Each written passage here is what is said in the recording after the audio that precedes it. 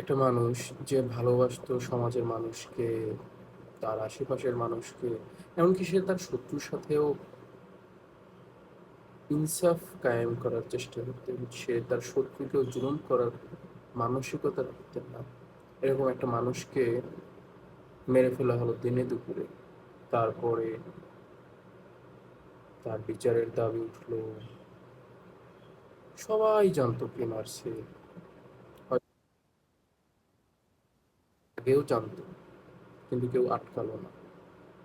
দেশের এত এত গোয়েন্দা সংস্থা, কেউ আটকায়নি, কেউ কিচ্ছু করেনি। সে মেরে দেশ ছেড়ে চলে গেল। তারপরে ইন্টারিম গভর্নমেন্ট আসলো, বললো যে আমরা 90 দিনের মধ্যেই এটার বিচার করব। আন্দোলন হলো, বললো না, আমরা থাকতেই এটার বিচার করে যাব। কিন্তু কি হলো শেষমেশ, তারা চলে গেল। নতুন সরকার আসলো। আজকে নতুন সরকারেরও কতগুলো মাস হয়ে গেল, 5 মাস প্রায়।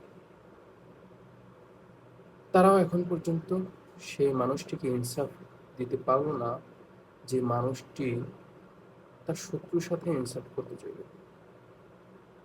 এই হচ্ছে আমাদের বিচার ব্যবস্থা।